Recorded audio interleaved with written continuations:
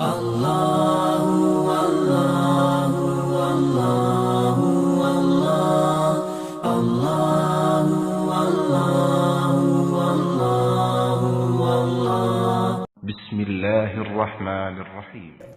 Satu, caranya menghadirkan potensi ini sehingga menghadirkan jadi insan berkualitas. Quran surah 96 Al-Alaq. Ya, ada permintaan untuk menuliskan surahnya. Ayat pertama. Teruskan dengan kualitasnya tingkatkan. Quran surah ke-9 dulu, Taubah ayat 122. At-Taubah.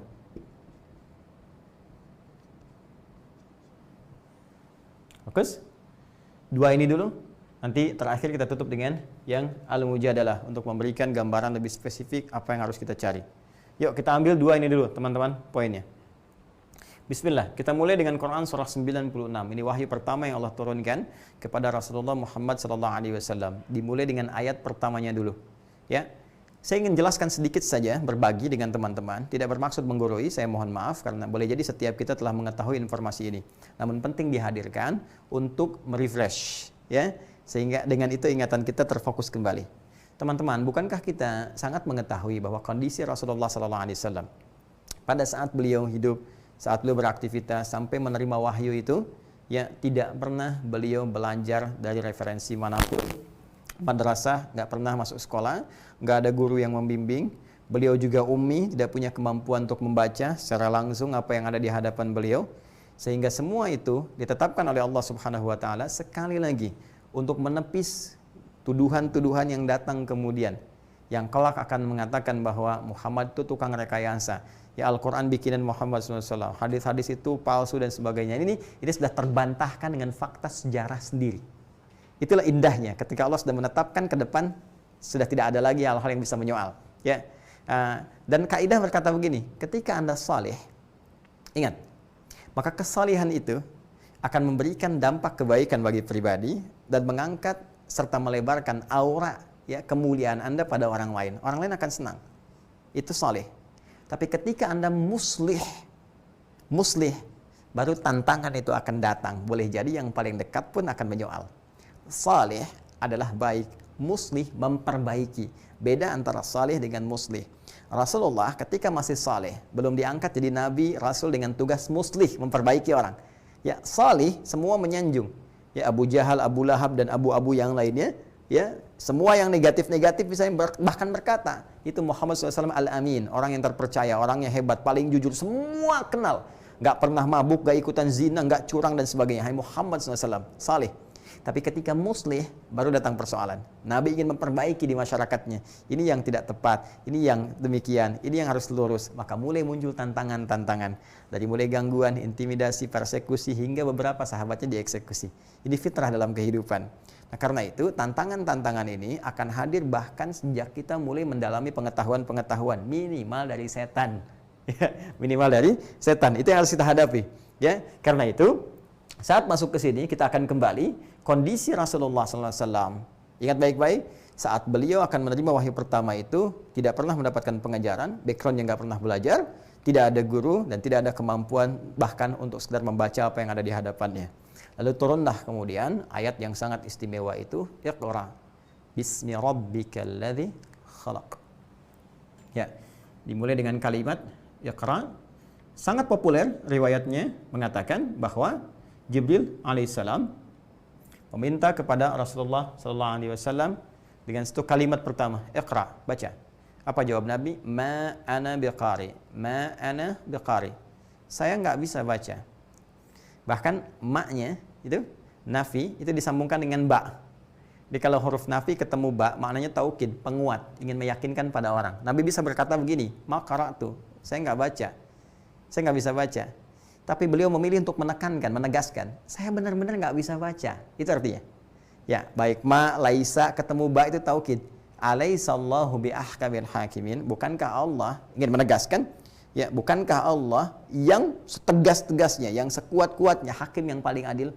Ya, saya tegaskan ya, bukankah Allah itu hakim yang paling adil, kata Allah. Jadi Nabi mengatakan, saya tegas mengatakan saya nggak bisa baca. Saya nggak bisa baca. Dengan ma'ana biqari, ma'ana biqari. Sampai yang ketiga itu dipeluk kemudian dengan erat, tenang keadaan dirinya. Nah, ini juga kalau kita mengambil sisi akhlak. Ya, jadi ada hadis-hadis yang sesungguhnya ada terkait berkelindan dengan pengajaran-pengajaran aspek yang lain. Ya, ada aspek akhlaknya, ya, ada aspek muamalahnya, termasuk hadis-hadis tentang pengajaran. Saya kira beberapa guru ini penting mengeluarkan hadis-hadis ini karena memberikan referensi bagaimana berinteraksi dengan murid. Ya, jadi kadang-kadang suka langsung masuk kepada esensi, mukadimah nggak dikaji. Padahal satu kesatuan itu pengajarannya. Ya, saya beri contoh misalnya, selain yang ini saya lompat sedikit dulu. Masih ingat tentang hadis Islam, iman dan ihsan? Kan yang diajarkan itu saja. Ya, datang Jibril mengajarkan Islam itu apa, iman itu apa, ihsan itu apa. Lupa tentang mukadimahnya. Padahal itu pun penting. Ya, kata Umar bin Khattab radhiyallahu taala anhu sangat populer di hadis Jibril. Bainama nahnu julusun 'inda Rasulillah sallallahu alaihi wasallam, idh tala'a 'alaina rajulun shadidu bayadhi thiyabi, ya, shadidu sawadi sya'ri, ya, kemudian la yura 'alaihi atharu safari. Ya, ketika kami sedang duduk-duduk bersama Nabi sallallahu alaihi wasallam, duduk-duduk santai, tiba-tiba datang seorang lelaki, entah dari mana datangnya, pakaiannya putih bersih. Ya, rambutnya tersisir rapi, tidak nampak bekas-bekas keringat. Jadi maksudnya apa? Fokus pada tujuan, nggak mampir-mampir. Ya, fajalasa ilan Nabi sallallahu alaihi wasallam, maka dia mengambil saf yang paling depan, fa asnada rukbatayhi ila rukbatayhi, kemudian menempelkan lututnya dekat lutut Nabi. Wa wada'a kaffayhi ala fakhidhaihi, meletakkan telapak tangannya di pahanya. Faqala ya Muhammadun akhbirni anil Islam. Baru masuk ke intinya. Ya, tapi pembuka ini menunjukkan satu ajaran yang besar. Apa kata ulama? Ya, apa kata para ulama? Melihat pada mukaddimah hadis ini, jika seorang penuntut ilmu ingin belajar, maka siapkan dari tempat dia tinggal untuk fokus di tengah jalan, jangan mampir-mampir. Ya, mau belajar ke Al-Ihsan dah kebayang, ada mie tok-teknya sebelah mana ya? Baksonya sebelah mana ya? Jusnya mana ya? Sticknya yang ini nih kayaknya. Jadi fokusnya itu terpecah. Alih-alih mau belajar, setan menunggangi akhirnya. Apa yang disampaikan Ustadz yang terbayang mie tek-tek gitu kan, jusnya dan sebagainya. Itu bagian-bagian tertentu. Ya, sehingga ada sebagian bahkan yang mampir dulu sehingga energi yang ada yang harusnya fokus untuk belajar tersita kemana-mana.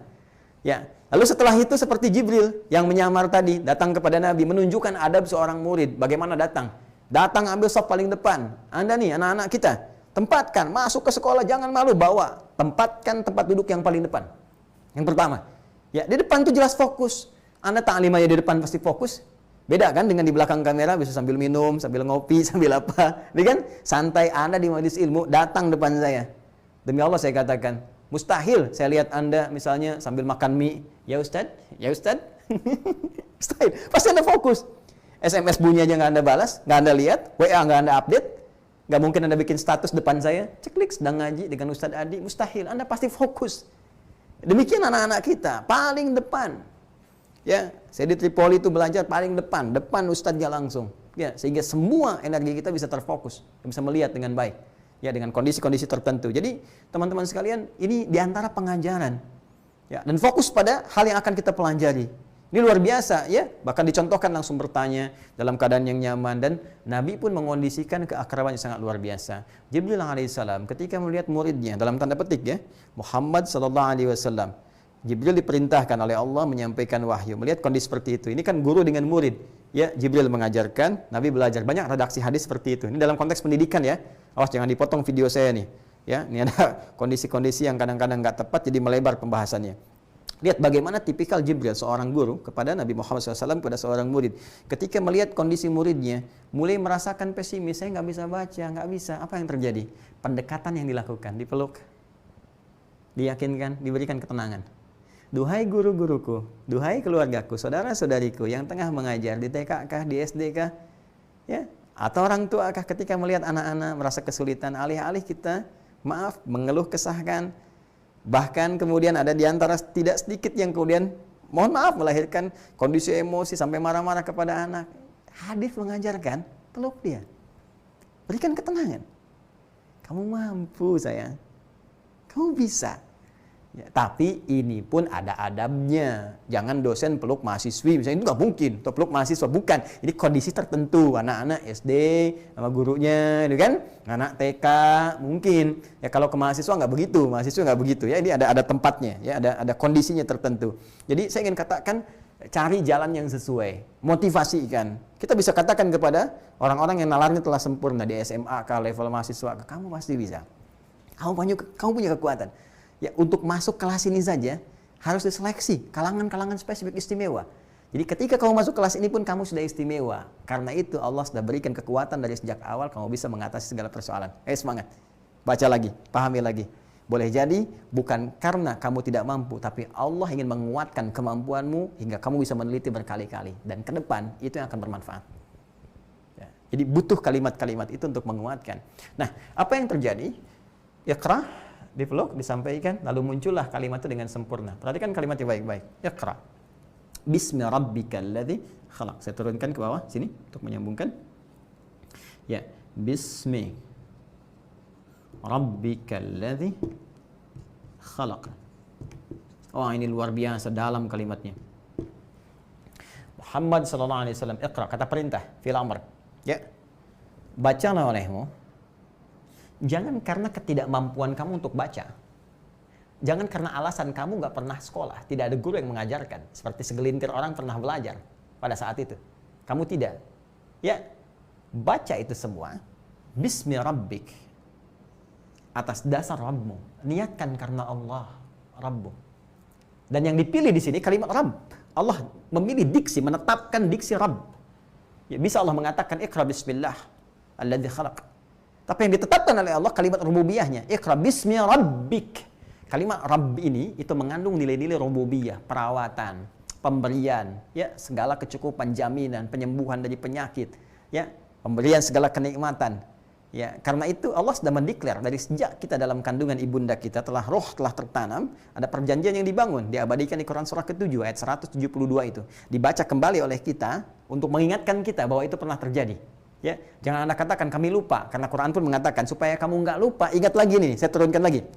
Ya, Quran surah ke-7 Al-A'raf ayat 172. Wa idz akhadha rabbuka min bani adama min zuhurihim dzurriyyatahum wa asyhadahum ala anfusihim alastu bi rabbikum.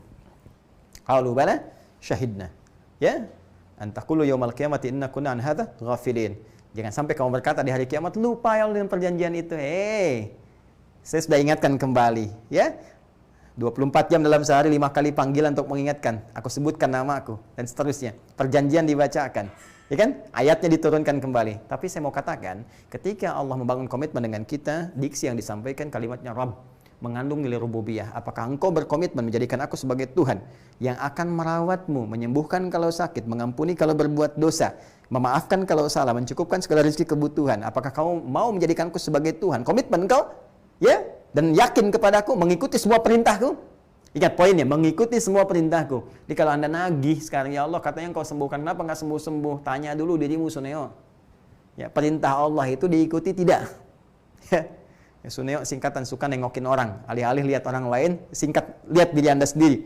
Ya, jadi ini nggak ada kaitan dengan Nobita, Giant, Doraemon, Shizuka, tidak. ini kadang saya munculkan kalimat sebetulnya ada singkatan-singkatan tertentu.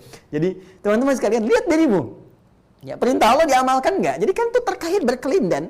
Ya, Anda menuntut sesuatu, tapi jalan menuju itu nggak diikuti. Ya, katanya ingin bahagia, katanya ingin nikmat, Allah kasih.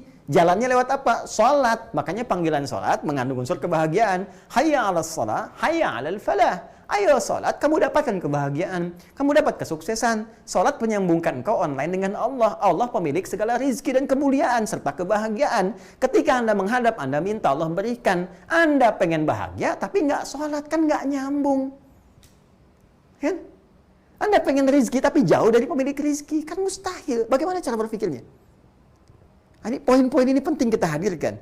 Ya karena itu, dalam beberapa kesempatan, ada banyak diksi dalam Al-Quran menggunakan kata Rabb untuk menegaskan kembali komitmen yang telah kita bangun. Makanya dalam setiap permintaan, banyak kan menggunakan kata Rabb.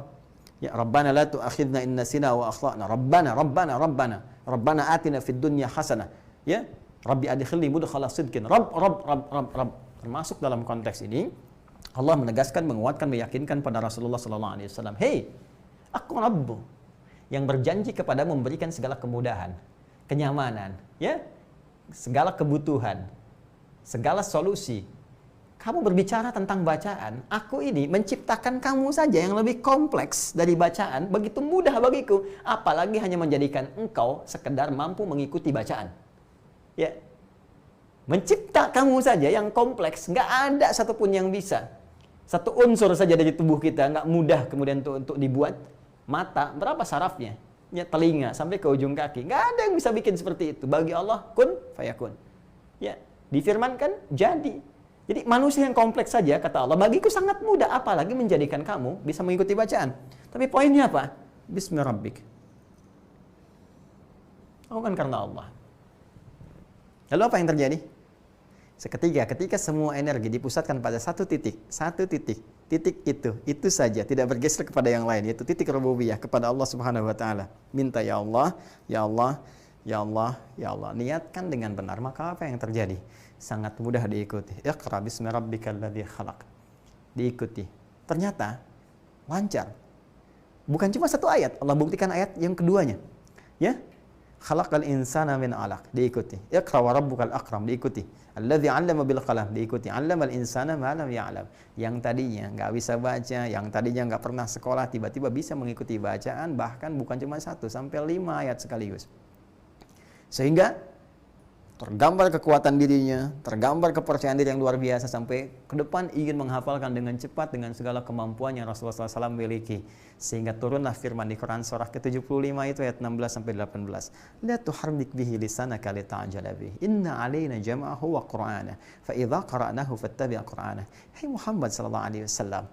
Ya, jangan tergesa-gesa. Engkau ingin mengeksplor kemampuanmu untuk mendapatkan semua yang aku firmankan itu dengan cepat. Ya, engkau telah komitmen menjadikan aku sebagai Rabbmu. Engkau telah buktikan dengan sempurna. Dengan kesempurnaan itu aku anugerahkan kepadamu percepatan-percepatan. Cukup engkau ikuti bacaan itu. Bacaan Jibril yang membimbing engkau itu, seketika ketika engkau ikuti, Quran sudah tertanam dalam jiwamu. Ada kondisi tertentu ketika kita membangun kedekatan dengan Allah yang sangat kuat, terjadilah satu hal yang sangat luar biasa. Dan prinsip ini, teman-teman sekalian, kita keluarkan dengan satu formula. Niat yang benar karena Allah, bukan sekedar melahirkan produk pengetahuan yang bermaslahat, tapi juga akan menghadirkan percepatan ilmu yang dahsyat. Catat itu. Niat yang benar karena Allah, bukan sekedar menghasilkan produk pengetahuan yang bermaslahat, namun juga menghadirkan percepatan ilmu yang dahsyat. Nah, bikin status.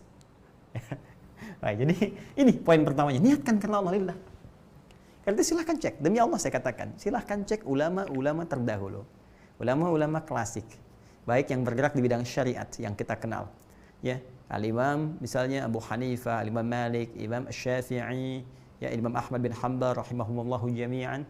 Ya, saya mengambil periode yang agak di masa-masa emas, ya, yang kalangan salaf tapi di akhir-akhir, sehingga lebih dekat kepada generasi-generasi setelahnya. Kalau sahabat sampai ke Nabi nggak usah ditanya, itu udah otomatis niatnya sempurna itu, ya, insya Allah sempurna. Karena itu di ilmu hadis al-ashab kulluhum udul, semua sahabat tuh kategorinya adil semua, karena niat baiknya luar biasa, tak tergambarkan. Ya, sedang nggak butuh aja bisa ngasih orang. Wa yu'thiruna ala anfusihim walau kana bihim khassasah, di Quran surah 59 itu ayat 9 sampai 10, itu kan dahsyat. Tapi generasi setelahnya ini yang mau saya sampaikan, dengan niat yang sangat luar biasa, baik di ilmu syariat ataupun di ilmu umum yang punya produk-produk yang abadi sampai dengan kini. Ya, Ibnu Sina, Al-Kindi, Al-Farabi, Al-Khawarizmi, ya, Al-Battani, Jabir bin Hayyan dan seterusnya. Produknya bahkan sampai kini memberikan maslahat bagi kehidupan manusia di muka bumi. Apa yang mereka lakukan sejak awal ini membangun semua persepsi ilmunya didasari dengan niat yang tertancap kuat, mengakar di jiwa mereka, menjulang ke langit, yang mereka niatkan hanya untuk Allah saja, untuk ibadah. Ini keperluannya. Jangan takut ya, kalau niat kita sudah ibadah, dunia pasti ikut. Tidak sebaliknya. Karena itu kata Ibnu Qayyim al-Jauziyah, menghadapi dunia itu, jangan diikuti kalau dunia itu dikejar seperti bayangan. Nggak akan pernah kita dapati, nggak akan pernah kita lampaui. Ayo besok kalau nggak percaya, kejar bayangan tuh. Balapan lari sama bayangan. Anda capek sendiri. Ya? Maka bagaimana caranya? Berbalik. Tinggalkan, maka bayangan akan mengikuti. Pun demikian, ketika kita niatkan, semua apa yang kita kerjakan, dari pengetahuan, sejak mulai di bangku sekolah, niatkan lillah, Niatkan untuk berkhidmat dalam kebaikan. Niat karena Allah itu, satu punya nilai ibadah, yang kedua punya nilai-nilai kebaikan. Nanti Allah akan bimbing ilmu kita menjadi maslahat, jadi manfaat. Ya, itu bedanya, ada berkahnya. Ya, ziyadatul khair, bertambah nilai kebaikannya. Dari mulai tingkat sekolah sampai ke kampus, Anda belajar di kampus manapun. Silahkan, di kampus umum gak ada masalah. Anda belajar fisika, matematika, kimia, biologi, ya, apapun Anda bisa pelajari. Nanti setelah Anda lulus dari itu semua, ketika niat Anda benar, Allah akan berkenan membimbing dengan ilmu itu melahirkan karya-karya yang bermanfaat. Anda seorang arsitek, bikin bangunan-bangunan yang bermanfaat. Ya, selain rumah ibadah, bikin kantor-kantor, kantor yang baik. Nanti insting itu akan dibimbing oleh Allah. Anda nggak akan mungkin menerima proyek-proyek yang buruk, mustahil. Ya, Anda belajar dengan benar, niatnya karena Allah, tiba-tiba Anda bangun tempat-tempat maksiat, itu mustahil. Hati Anda akan berontak. Ya, hati kita akan berontak, mustahil. Ya, jadi itu poinnya. Pun demikian, Anda belajar ilmu hukum, belajar ilmu ekonomi, ya, politik dan sebagainya, itu akan terbawa suasana itu. Ketika benar niatnya, arahnya pasti akan baik. Mustahil orang belajar ilmu hukum, kemudian niatnya benar karena Allah, dia ikuti dan dia iringi dengan ketakwaan kepada Allah. Mustahil akan menyimpang dari kaidah-kaidah kebenaran, itu mustahil. Di ekonomi demikian, apalagi dalam ilmu syariat. Karena hati-hati, penyimpangan bisa terjadi bukan hanya dalam ilmu umum, dalam ilmu syariat pun bisa terjadi. Betapa banyak orang-orang belajar ilmu-ilmu tertentu, bahkan dalam konteks syariat bisa keliru, bisa fatal dan bisa salah. Ya, bahkan para ulama mengidentifikasi sejak dulu ini bisa menyimpang, bahkan dari sisi pembelajaran ilmu agama. Ya, itu bisa dibuktikan. Ya, ini niat. Ini tidak mudah teman-teman sekalian. Ya, bahkan saya juga mohon didoakan ya. Mohon dengan sangat didoakan para ustadz, para kiai, para hadaib, ya, ulama-ulama kita, ya baik yang personal pun tergabung di komunitas, ya di ormas, baik MUI atau ormas doakan karena nggak mudah pelihara niat ini.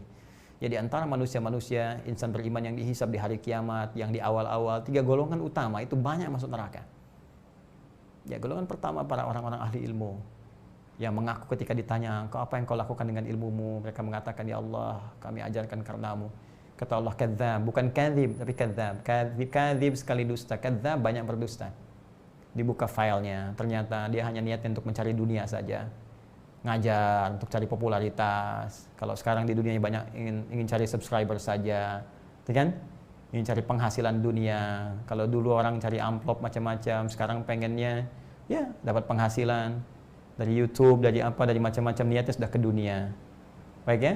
Secara kaidah kalau keduniaan itu pilihan, ya. Tapi kaidah akhirat ketika semua difokuskan ke dunia, akhiratnya nggak dapat. Jadi kalau kita niatkan lillah karena Allah akan bimbing. Dunianya dapat sekaligus dan diarahkan dari dunia itu untuk produk yang bermaslahat lagi. Diarahkan lagi sehingga nilai manfaatnya banyak. Dunianya dapat, nyaman, tapi diarahkan oleh Allah dengan berkualitas. Ya, Anda pun demikian. Ya, jadi jangan diduga mudah. Yang kedua, orang kaya yang dengan kekayaannya itu sering terlihat dermawan, sering bagi. Ditanya, apa yang kamu kerjakan dengan harta yang kau bagikan itu? Mereka berkata, lillah karenamu ya Allah. Kata Allah, bohong, kadzdzab kamu. Buka filenya, ternyata niatnya untuk riya. Ya, pengen diketahui orang, pengen catat dan sebagai orang dermawan. Ya, demikian. Yang ketiga, orang-orang yang tampil berani, membela, tampil seakan-akan orang hebat, ahli kebenaran.